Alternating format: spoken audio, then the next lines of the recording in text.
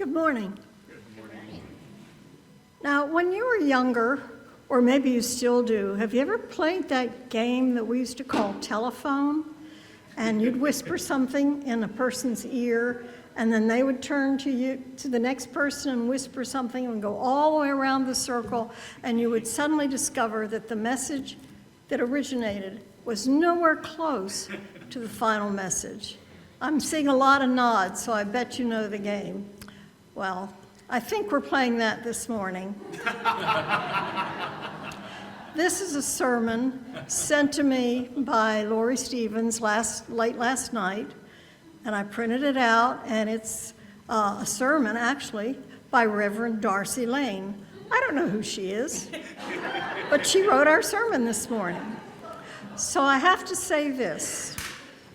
When it says I or me, that's not me talking. That's two people down the chain. And I, being me, will change a word or skip one. Bear with me.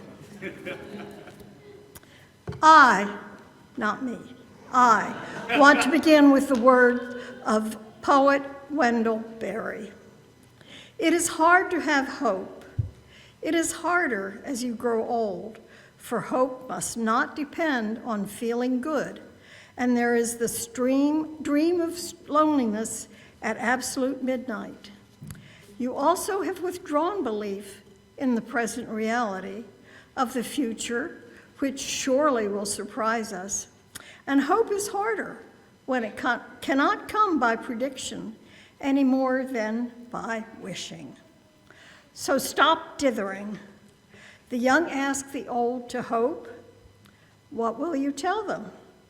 Tell them at least what you say to yourself, whatever that may be. Sometimes it feels like there is no reason for hope, especially if you've watched the news lately. There are many reasons, large and small, why we lose hope in this darkest time of the year, even in a mild winter like this one is starting off to be.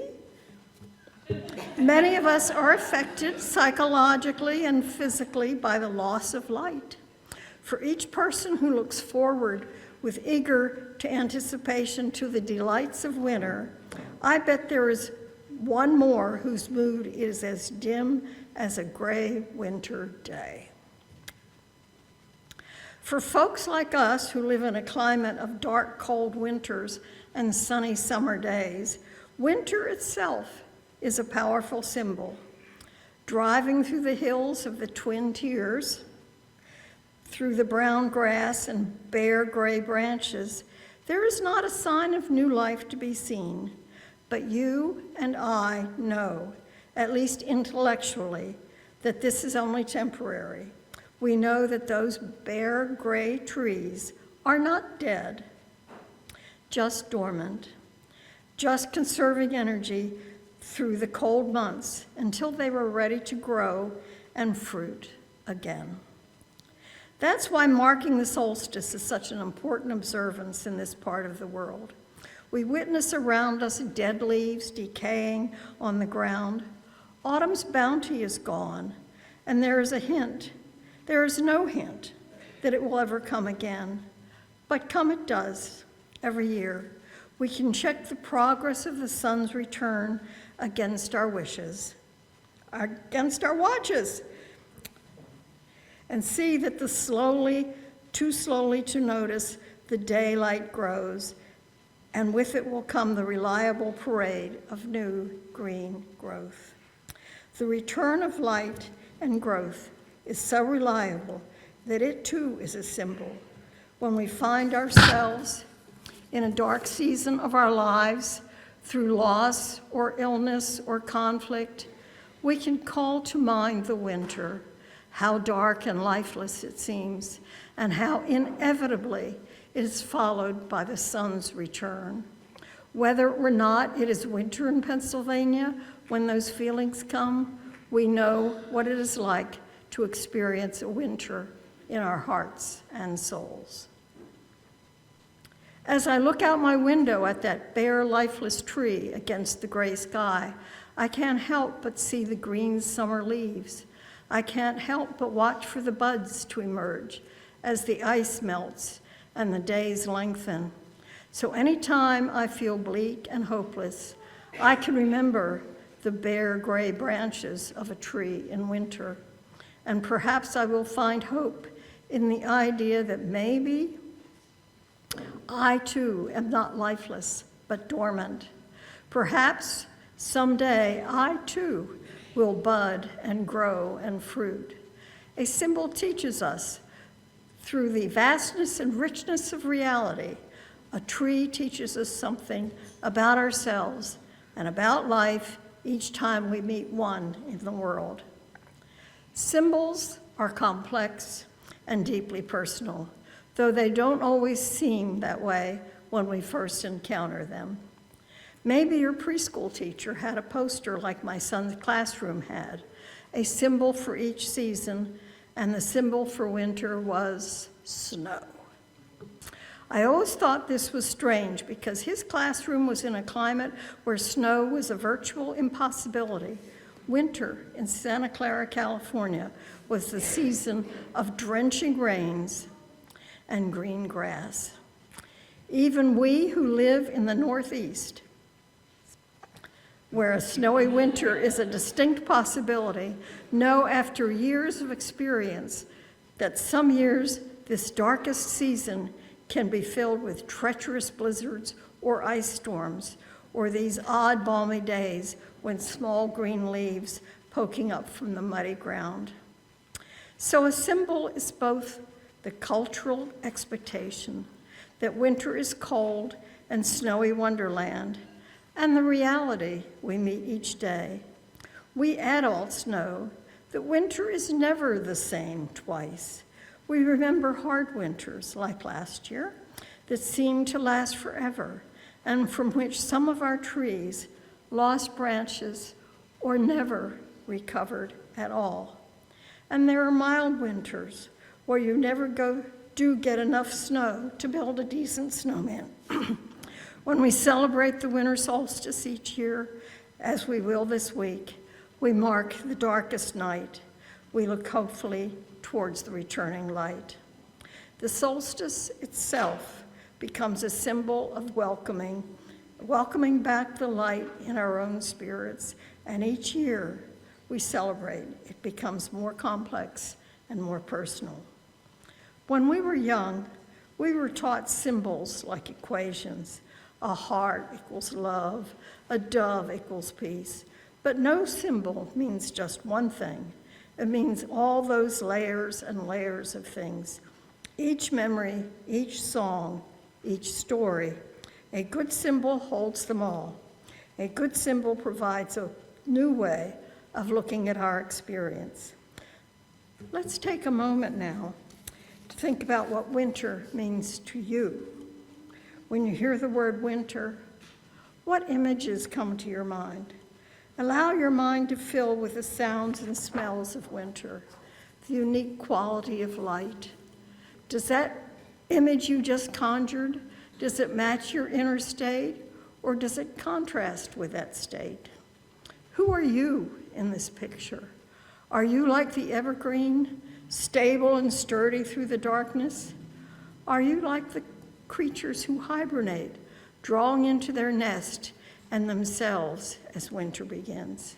Are you the hungry squirrel, still gathering food against hard times ahead? Remember that image and come back to it later if you choose.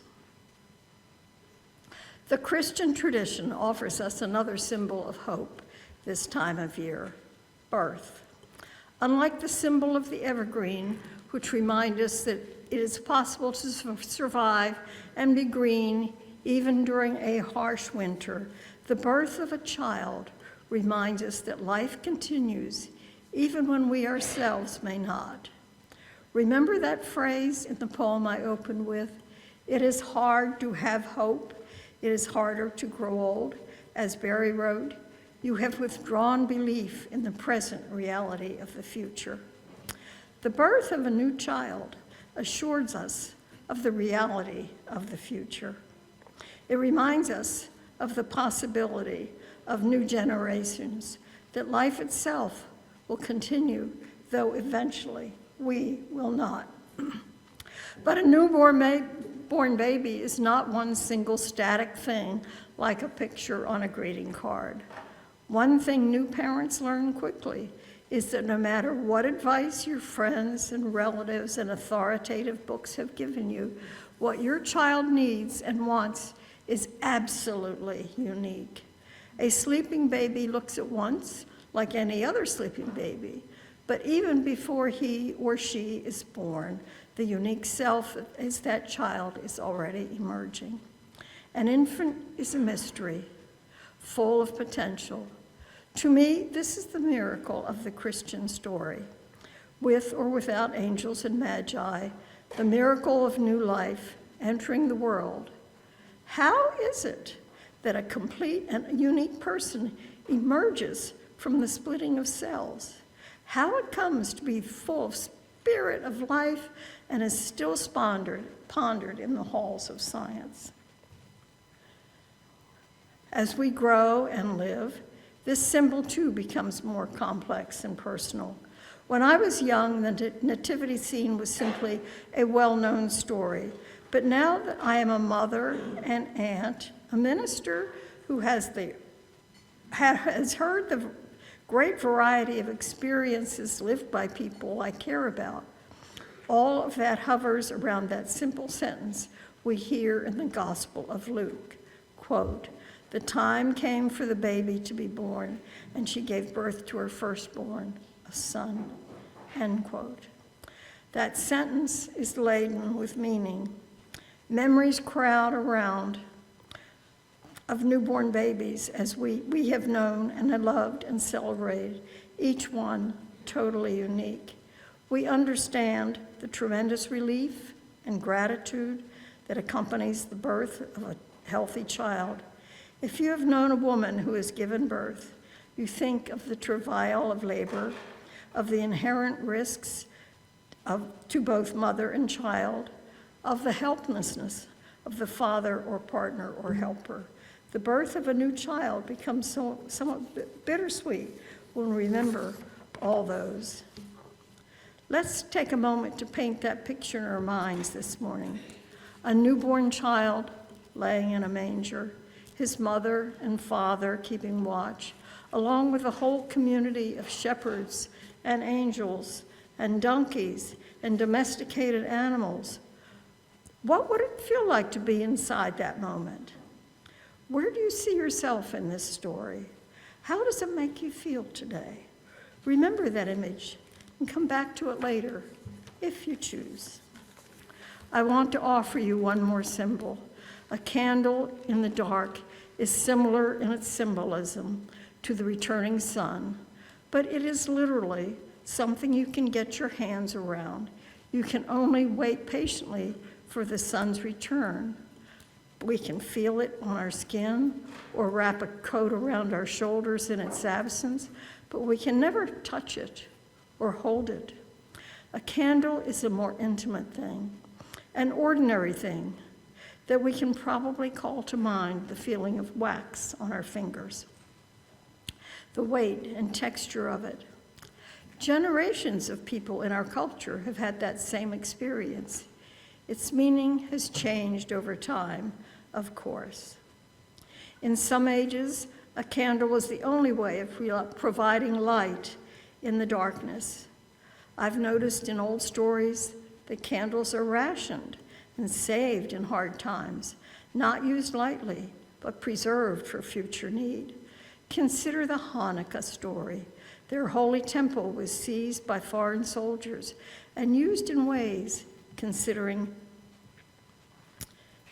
sacrilegious.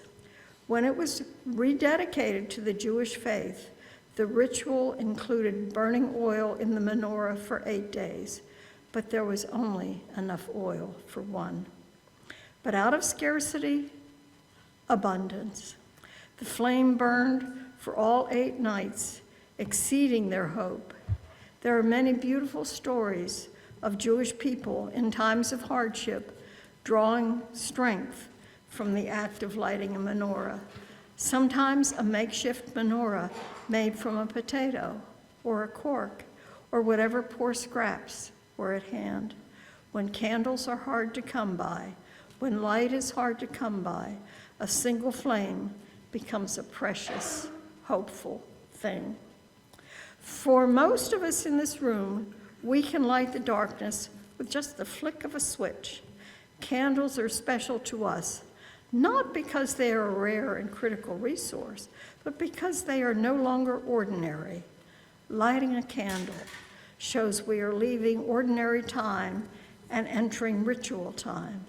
A candle brings light to the darkness as surely as the stars or the moon, but is only a candle that we have the agency to light and to share.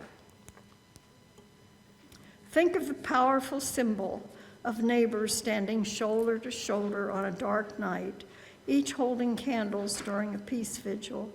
The candle symbolizes, to me, something of the individual spark inside each one of us. It reminds me how, when we let our light shine, not only can we light the way for others, but sometimes we help them rekindle their own light. Perhaps this is why we love our annual candlelight ritual, as doing it gives us hope in our ability to spread and share warmth.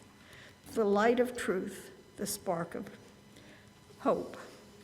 Take a moment now to consider the light of the candle. Imagine holding a candle in your hand and gaze at the flame. How is your own light right now? The light of your mind, body, heart, spirit. How is it with the light of this community? Where is your light needed? Remember that image and come back to it later if you choose. The tree in winter, the newborn child, the candle. There are many symbols of hope, but this is a start. If there was a particular symbol that spoke to you today or caused you to feel something unexpected, you might revisit it as winter unfolds. Pay particular attention to any image that gave you hope. I encourage you to notice when this symbol appears during this winter's holiday celebrations and in your daily life as well. Maybe you happen to have an evergreen tree in your living room right now. Maybe. What is a special opportunity to observe it and to listen to your own inner response to that symbol as you pass it during the day. Observe the evergreen trees on these endless mountains as you drive by them. Each time someone lights a candle, this can be a moment to reconnect with yourself. How is your own light? And if your own light needs brightening, feel free to dust off those candlesticks someone gave you as a gift years ago that you were saving for a special occasion. Let the light you kindle be an object of your meditation. Let it feed you and reflect back to you on something deep in yourself. So may it be.